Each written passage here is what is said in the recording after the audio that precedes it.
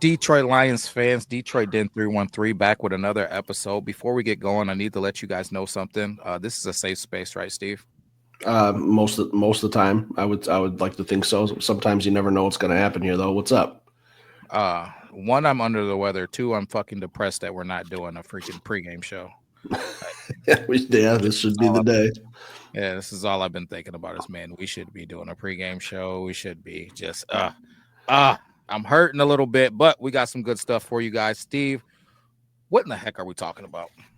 News, rumors, breaking news. Kelvin Sheppard. It's kind of old-ish, I guess. What do you consider breaking news? Like, does it have to be like within like an hour or something to get it out there? Because you know, it's hard for us to jump on. Yeah, same day. That's fair, but some people say, "Man, this was breaking news. This happened at 5 p.m. this morning or 5 a.m. this morning." Like, all right, buddy. I don't just sit here and wait at my computer for breaking Detroit Lions news, believe it or not. So we talk about it when we can. Kelvin Sheppard, officially named defensive coordinator for the Detroit Lions. Surprised, Will, or do you think this is a good fit? I'm on an emotional. I'm on an emotional roller coaster, man. I am on an emotional roller coaster. Shep, I thought that you were gonna go with Coach Glenn, so I kind of had that in my mind, and then I got the whole Larry Foote thing. I got excited about that. Then they announced this today. It was kind of a surprise to me, and I'll be honest. This is a safe space, like we said earlier. I went on an emotional roller coaster. First, I was like, does this mean that we're going to do the exact same things? Is that what that means? And I was honest with you, Steve. I said, hey, listen, just saw this. Just broke the news. I don't know really how I feel yet. But I've had a couple hours to digest it. And to be honest, now I'm excited. I feel good about it. And to be 100% honest, what really excites me about the move, two things. Coach Glenn, obviously signing off on him, giving him the blessing, and how the players talk about how he's a leader of men as well, and he's an up and rising coach. I like that. But number two thing that makes this thing really exciting and pushes me over the edge is Casey Rogers. Knowing the fact that Casey Rogers, he's been a DC in the league. He was the DC for the Jets for 3 seasons. He's been a coach for an abundance of years in the NFL. So it's not like Coach Shep is just being put out there, stripped away from Coach Glenn, out there naked for the world. No, he's still going to have some veteran guys around him, especially arguably competing with Coach Williams as one of the better D-line coaches, a guy who has shown that he can get sacks, he can get pressures, and he can have a run-stopping defense. So I think Coach Shep's going to have a lot of help, a lot of good guys around him. So that brought me at ease, and now I'm just back to excited. Steve, how you feeling?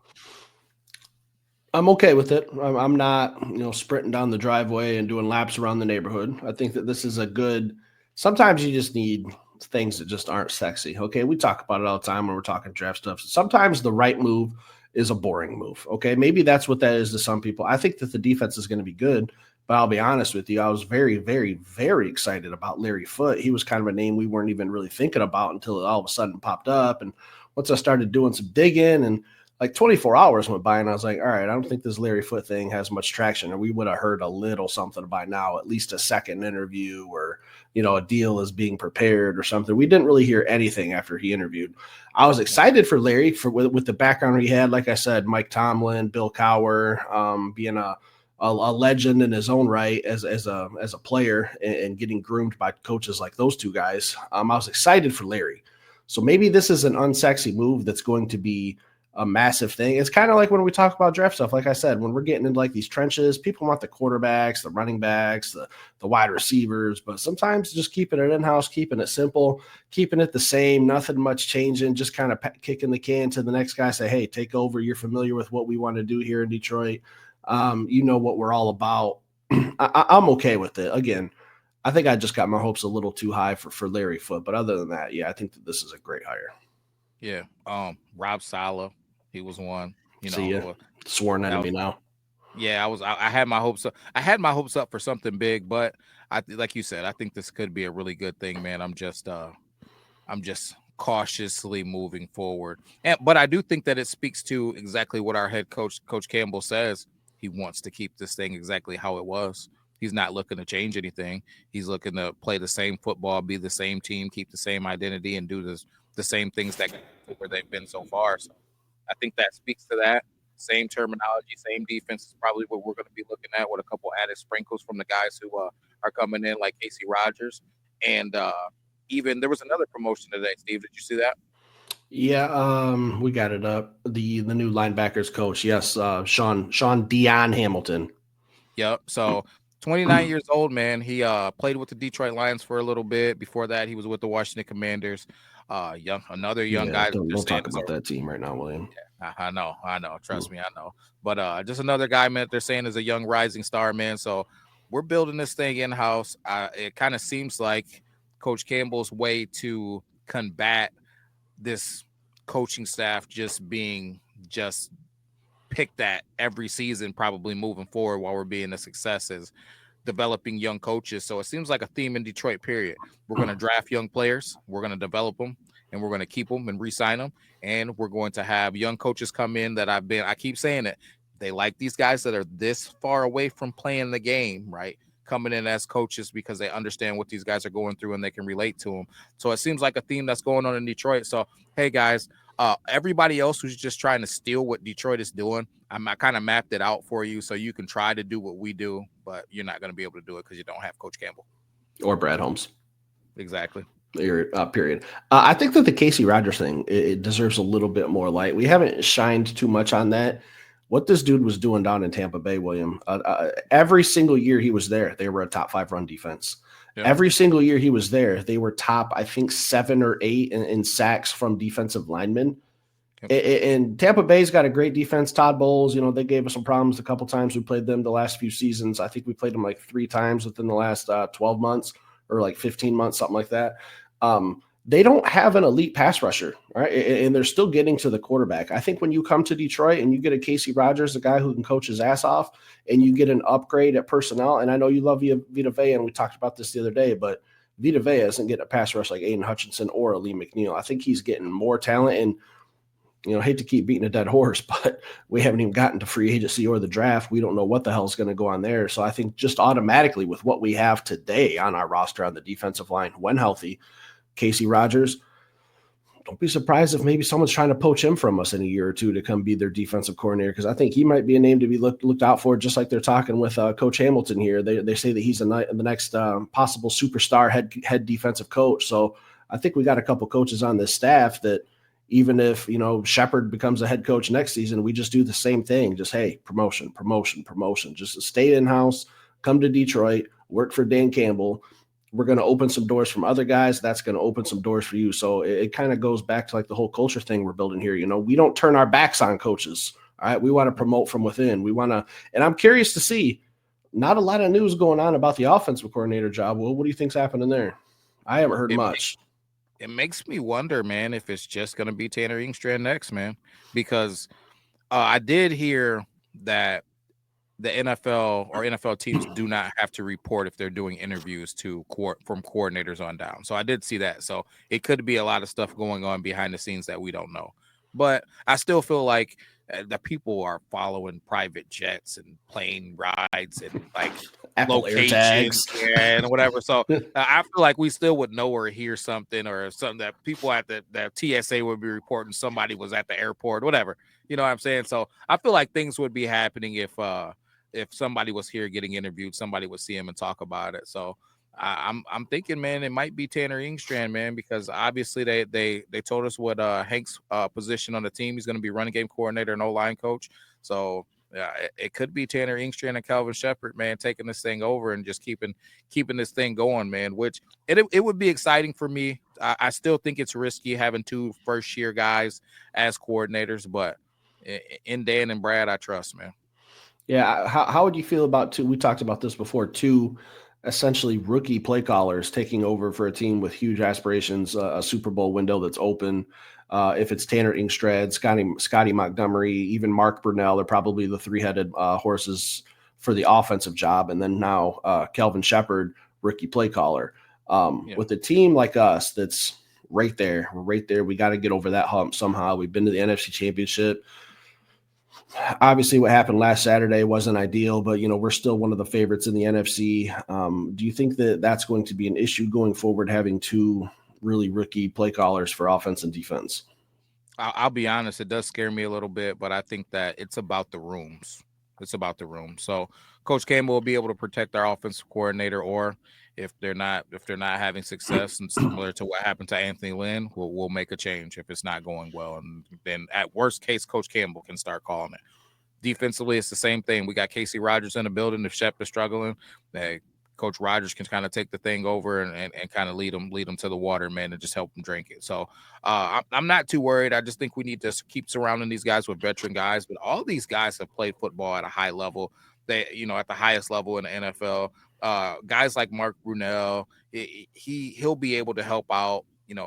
Whoever our OC ends up being, and just again, we're talking about still having guys like Chris Spielman in the building. You know what I mean? There's all types of football minds in this Detroit Lions building.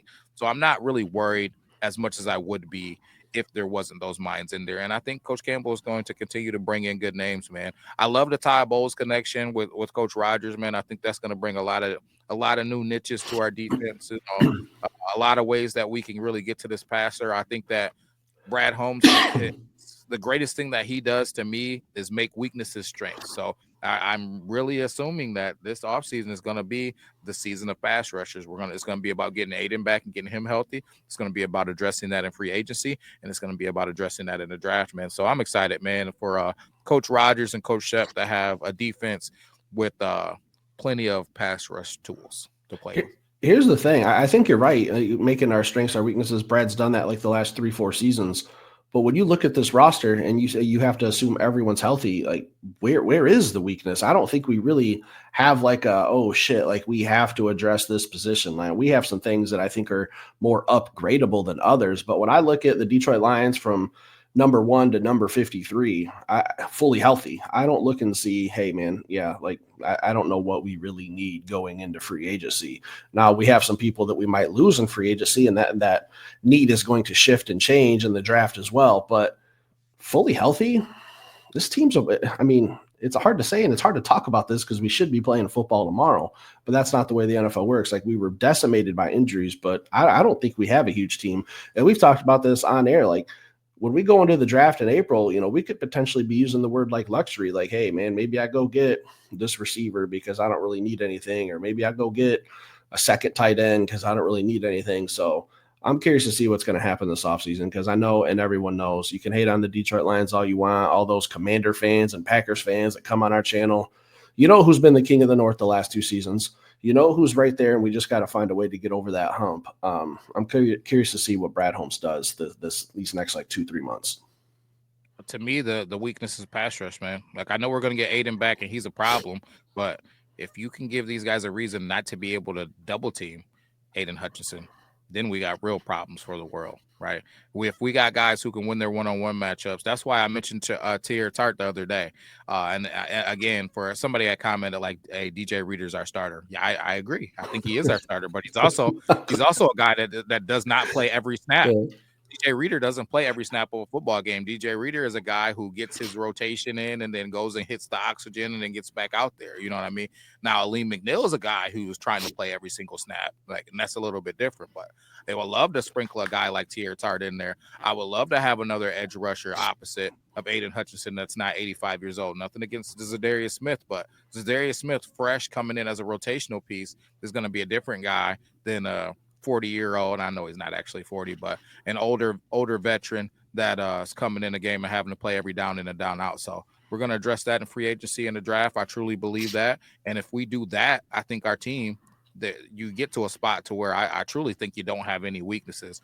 You sign a guy like Derek Barnes who can offer a little bit of a pass rush. You got Anzalone there. You got Jack Campbell there. You sign some of these, Josh Sweats. You draft a couple of the guys that we're going to talk about. I'm not going to give you guys any of that sauce, but me and Steve probably got about 10 guys that we really like in this draft, and we're just getting to the beginning of the digging that we've been doing, but there's a lot of pass rushers that'll be available in this draft, man. Somebody has to be there at pick 28 because they're not going to draft all 10 of them prior to 28. There's quarterbacks that got to go. There's a couple of tight ends that people are really high on. There's some linemen. I mean, you guys know the drill. There's going to be somebody there for the Detroit Lions if they want a pass rusher this year. So I'm excited for it, man. There's a lot of things that the Detroit Lions can do to bolster this pass rush. And if you put a pass rush on the Detroit Lions, I think that we win the Super Bowl. I'll tell you this. I don't miss college football weekends in this house. Okay. It's just death, taxes, and college football on Saturdays, NFL football on Sundays. I've been taking notes on some guys since literally week one. I see a name that interests me, a player I like, I put him on my list. All right, my list already has about 45 people on it. So here's what I want some Lions fans to do. Drop some names. Drop some names for who you want us to slowly start diving into. It's only really the end of January. We have about 3 months to go to the draft, so we have plenty of time to do a lot of research on a lot of different people. But William, did you see one other coaching change that happened? JT Barrett is no longer quarterback's coach. So wherever he's going, I think did he end up in Chicago? Yeah, he's in Chicago with that one coach that left from here as well. Well, there's one thing that I can guarantee in Chicago is that they only have to play with 9.5 yards on the chains because JT Barrett was still short. Anything else tonight? That's the perfect way to go out. I love it. Stick around, hit that like button. We'll be back later with another show. Peace.